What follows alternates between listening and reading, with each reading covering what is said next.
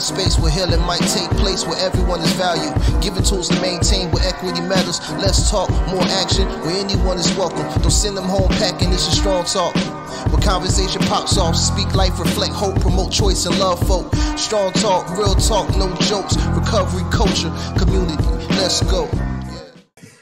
Hello, and welcome to Strong Talk, a podcast dedicated to the discussion of equity, diversity, and family as it relates to mental health and addictions. A space not only to talk about challenges, but to explore and to create space for solutions. I'm your host, Vic Armstrong, and I want to thank you all for joining me on this journey. I'm joined today by Rawle Andrews, Executive Director of the American Psychiatric Association Foundation, as well as a mental health advocate, health equity champion, and president of the Bar Association of DC. Rawle, welcome to Strong Talk. Thank you so much for having me, Vic. It's a pleasure. You know, you wear a lot of hats, and I didn't even touch on a few of them. And I know you also are very busy really talking about the importance of not only mental health and addressing mental health challenges, but I know you also do a lot of work in the equity space. That's part of what I want to talk with you about today. But if we could, I'd like to start by just talking a little bit about, for anyone who does not know, what is the APA Foundation? Thank you for that question. So the APA Foundation is the philanthropic and educational arm of the American Psychiatric Association. It is a 501c3 organization with a mission and vision to promote the mental well-being of individuals and communities where we live, learn, work, worship, and play. We believe we do that best on three platforms. One, as a thought leader through our medical leadership, through our physician psychiatrists. Two, as a convener where we bring together partners and friends we never met to talk about how we get better to be whole and well. And then we have a micro philanthropy platform where we give out grants and awards and scholarships. And you know, you talked about doing it in focusing on communities and where people live, work, play, and pray. And I know that that's been a huge focus of yours. First, can you talk a little bit about why that's important to you? Why does it matter where we do this work? So ultimately, while we have a global reach, the reality of it is a lot of the hard work and almost all of the living happens in community. And one of the challenges that we've tried to unpack, Vic, is how do we find the right message and then give it to the right messengers in order to get better and more equitable outcomes? And so when we talk about the various pillars, live, learn, work, worship, and play, what I can tell you from an equity standpoint, if I think about the Hispanic Latino community, for example, where we live, if we get Abuela to understand what we're trying to do, she can best communicate that to the whole family. We'll now have action, right? If we get to the faith leadership, most patients and family caregivers believe that their faith is what's going to drive treatment and recovery outcomes. Mm-hmm. Same thing in sports. You know, yes, you could get to a doctor, but if we can get that coach to talk to their team about what needs to happen, better outcomes. You know, one of the things I admire too about the work that the APA Foundation does is when you talk about, you know, one of those pillars being the learning piece, live, learn, and what does it get? Live, learn. What's the rest of it? Work, worship, and play. And play. And the learning piece, one of the things I like about it is, and correct me if I'm wrong, but you see that learning piece as a two-way street. It's not just educating the community, but it's also learning from and learning about the community. I know a lot of my involvement with the APA Foundation has been around how do we engage the faith-based community, for example, and that being important because it is one of the ways that we learn from the community what's important to the community. Can you talk a little bit about that? Why is it so important for us to be able to speak to communities on their terms? So I believe, and I think the foundation would believe that you always say, let's meet people where they are. And then you give them a off-the-shelf recipe for improvement. Right. And when it doesn't take, everybody's scratching their head. Well, we gave them every equal portions, but the portions weren't equitable.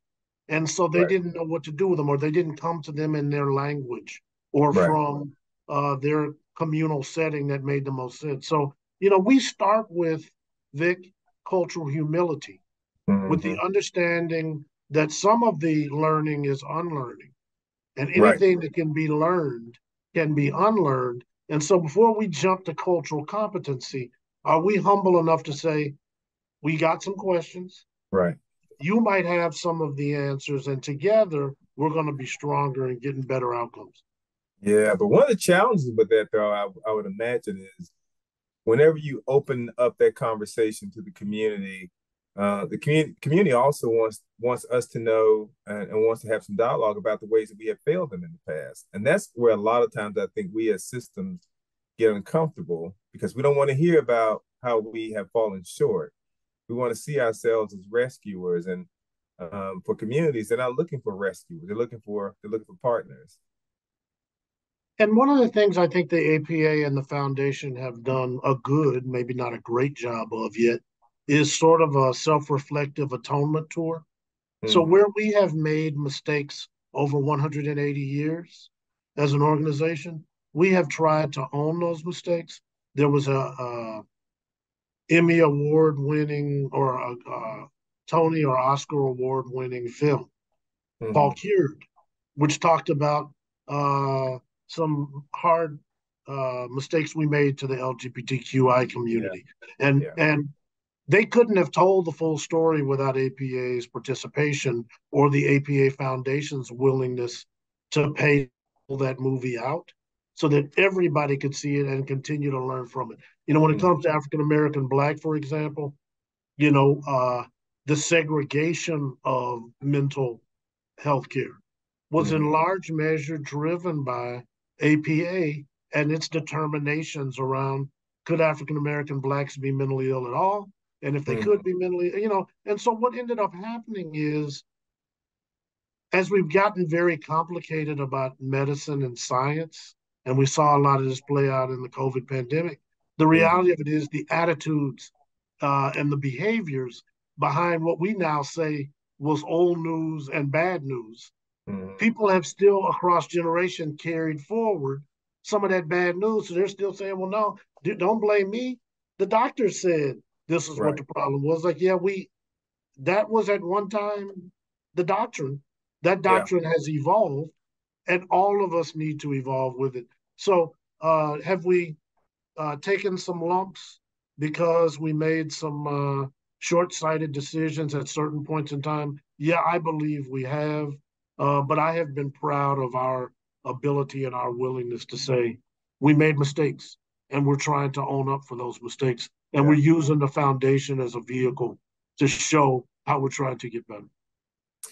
Yeah, I think one of the things to me that has become pretty clear too over the years in doing this work is that, especially as we talk about some of the challenges in the suicide space, that in part for some of the reasons you named about the way things were framed in the past, we don't all come to this conversation from the same place, and so when we're talking to communities of color, whether it's Black communities or Hispanic communities, oftentimes, if we jump into the conversation with traditional means and methods and ways of communicating, we're talking to communities that have not been having this conversation very long. I grew up being told that suicide was not a Black problem, it was a white problem. And now I think we're recognizing as a community that we need to be having these conversations, but we are not at the same point that some other communities are because it's not a conversation we've had. So it's so important, as you pointed out, that we really get to the level of where communities are and have that conversation and not beat communities up because they're not where we think they should be. Yes, and I want to commend you and Strong Talk in particular for the work that you do every day around suicide prevention and suicidality, because the reality of it is we're playing a losing game Mm-hmm. because we think we're checking on people but we're not staying there long enough to find out what's really going on. And you have stayed there and continue to stay there. So even when somebody asks me, what are we doing to prevent suicide in our community writ Mm. large? Thank God for Vic Armstrong. Oh, thank you. I appreciate that. I appreciate that.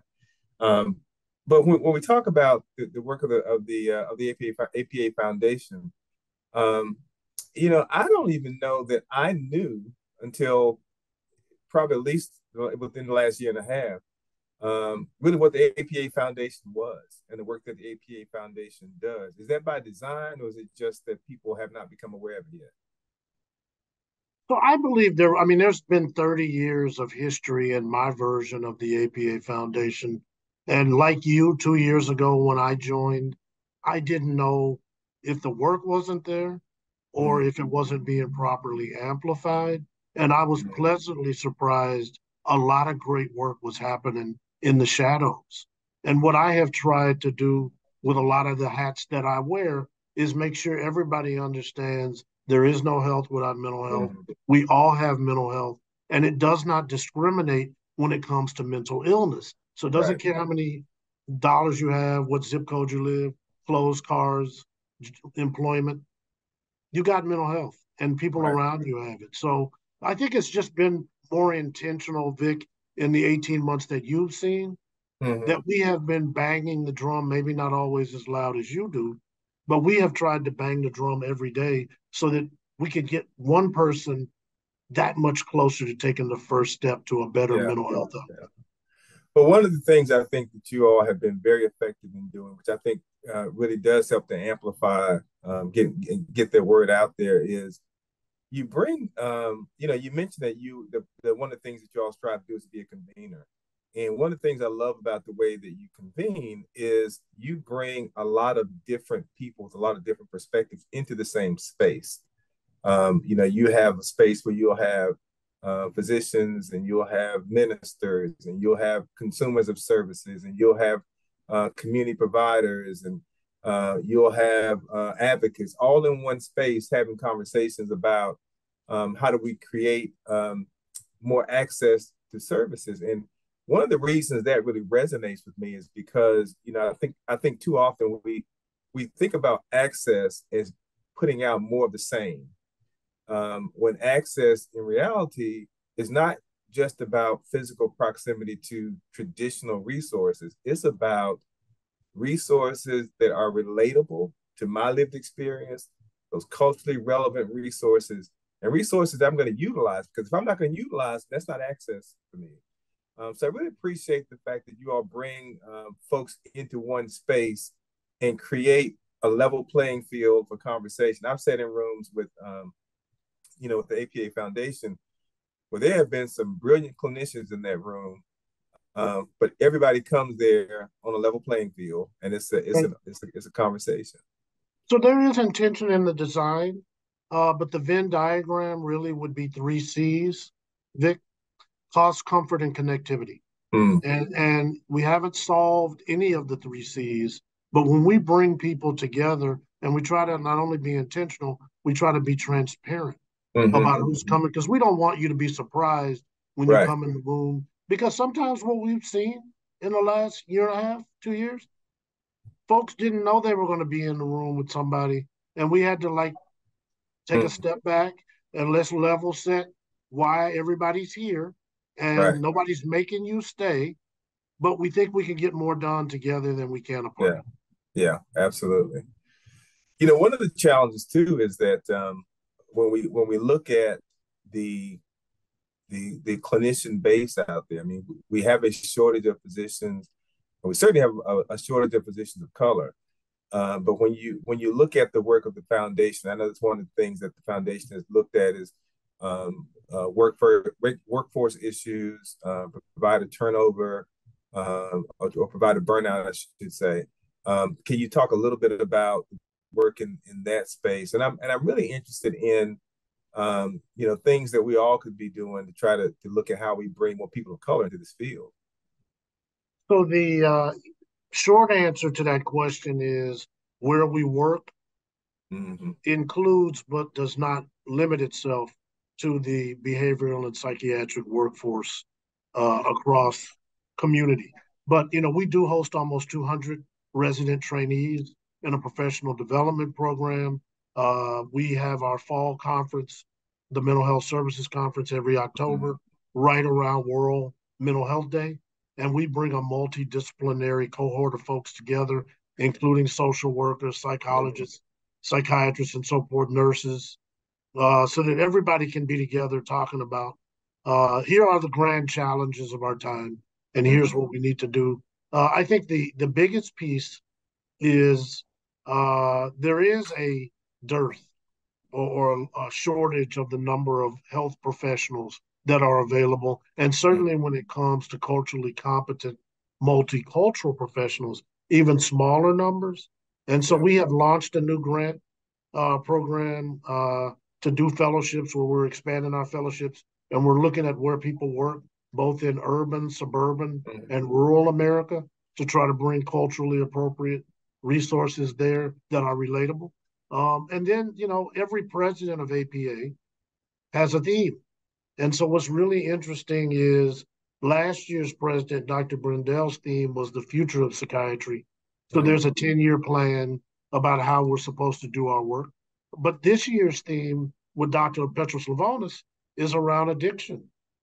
And so opioids, vaping, social media, spirited liquors, and so forth. And so we're really unpacking for 12 months what are the signs and symptoms of addiction, what are the treatable opportunities in addiction and or recovery, and more importantly than anything else, what's something I can do if I'm not a clinician, because there's not enough clinicians. And this is where, for example, our faith platform really works, because somebody's going to run to a faith leader 5 times faster than they're going to run to a doctor. Yep, absolutely. Yeah, and I do think that makes perfect sense. And I think also, when you focus that way, as much as we appreciate and respect the value of evidence-based and evidence-informed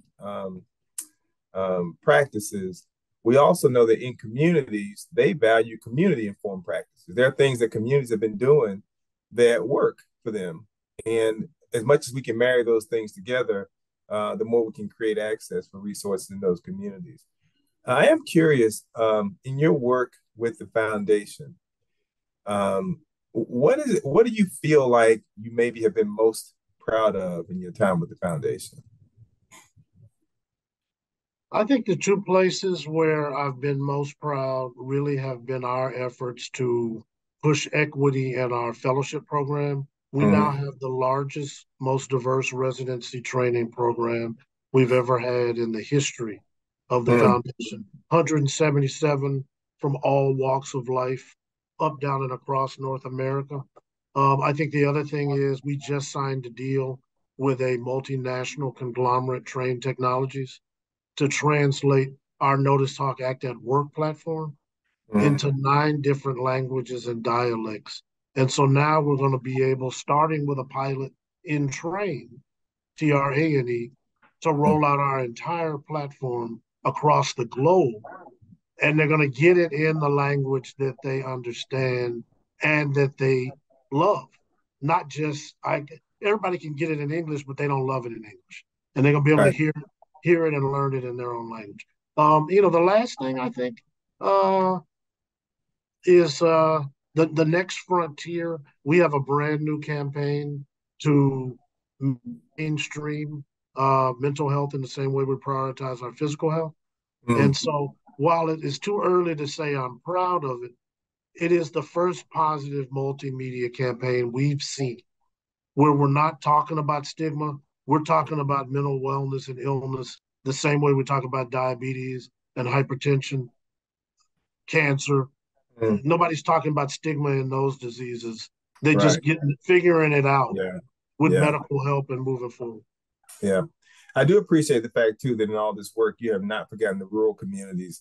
And speaking as someone who I live in Charlotte now, but I was born and raised in Plymouth, North Carolina. So I know the challenges of rural communities and so much of the work that you all do also focuses on the challenges of those rural communities. And I think a lot of times when we talk about historically marginalized communities, we forget that rural communities are also historically marginalized. So I really appreciate that focus. Well, you get 45 minutes outside of any big city, welcome to America. That's right. That's right. That's right. So it's easy to be on the highways and the byways, but if you don't have to go back too far to know, I think my mother's hometown on Friday night's football in Texas is population 4,029. That's about like my hometown. And it's got the railroad track that separates one side of town from the other. And the road is paved until it's not. Absolutely. I know it well. Yeah. So is there anything, Rawle, that I have not touched on that you want people to know about the work that you do, about the APA Foundation? What about the APA in general?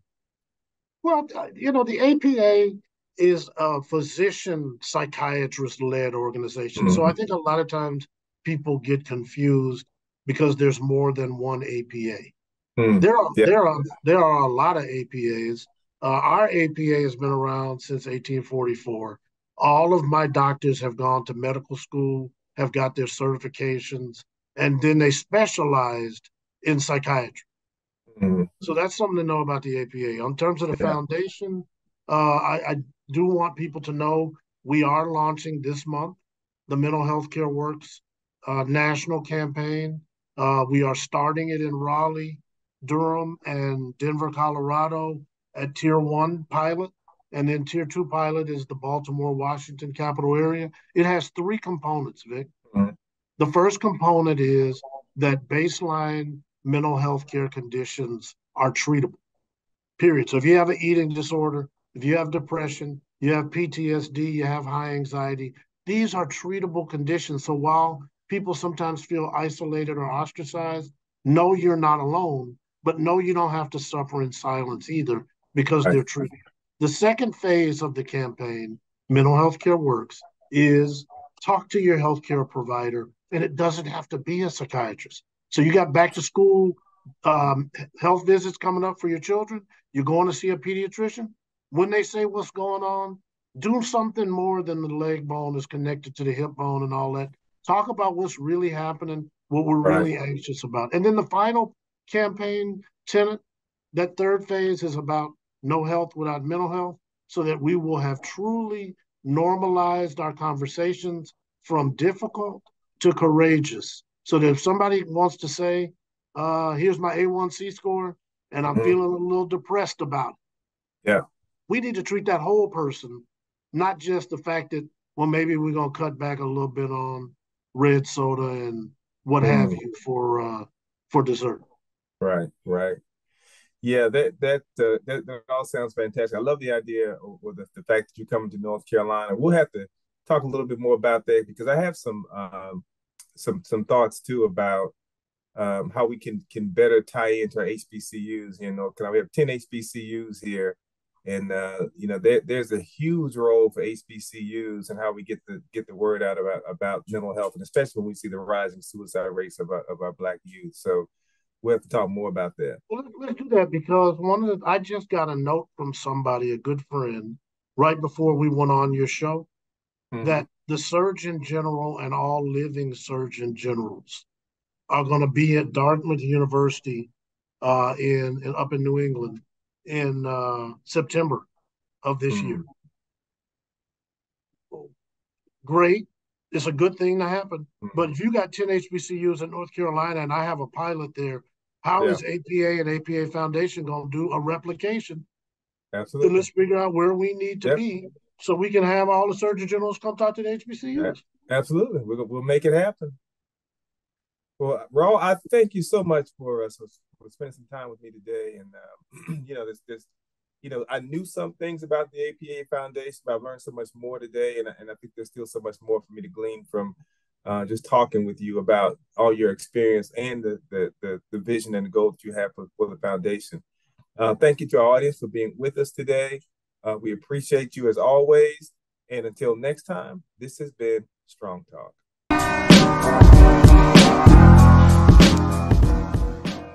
In today's America, young people are looking for answers. They're looking for something or someone to believe in. Instead, we've often modeled hatred, bitterness, and divisiveness. To our youth, I say this: look within yourself and seek truth, not political affiliation or popularity. Look to your moral compass that always points toward life and liberty. Let that be your guide. If you pray, pray for truth, not affirmation. Pray for wisdom, not confirmation. Pray to do that which is right and not justification for that which is wrong. And when you stand, stand for the rights of all people to be granted freedom from oppression and equal protection under the law, regardless of race, culture, ethnicity, sexual orientation, or gender identity. You stand not only for who you are today, but who you will be tomorrow. You are our future. If you stand, you will be judged, but let it be righteous judgment. Know that if you stand with the oppressed, you may be labeled liberal. Stand anyway. By taking a stand, you learn discipline and character. There will be those who doubt your sincerity, but 20 years from now, when those who now doubt you find themselves in need of medical care and you stand wearing the physician's jacket, they won't call you liberal. They will call you doctor. It will be that discipline and character you learn today that carries you forward and gives you the ability to save lives. Know that if you stand with the oppressed, you may be labeled radical. Stand anyway. By standing arm in arm with the oppressed, you learn compassion. There will be those who doubt your judgment, but 25 years from now, when those who now doubt you find themselves standing before a judge for something as simple as a speeding ticket, and you wear the judge's robe, balancing the scales of justice, they won't call you radical. They will call you your honor. It will be the compassion you learn today that guides you and leads you to ensure that all are dealt with justly. Know that if you stand with the oppressed, you may be labeled obstructionist. Stand anyway. By standing, you teach yourself humility and the value of humbling yourself for the service of others. There'll be those who doubt your leadership, but 30 years from now, when those who now doubt you are watching from the gallows as you stand to be sworn in, they won't call you obstructionist. They will call you Mr. or Madam President.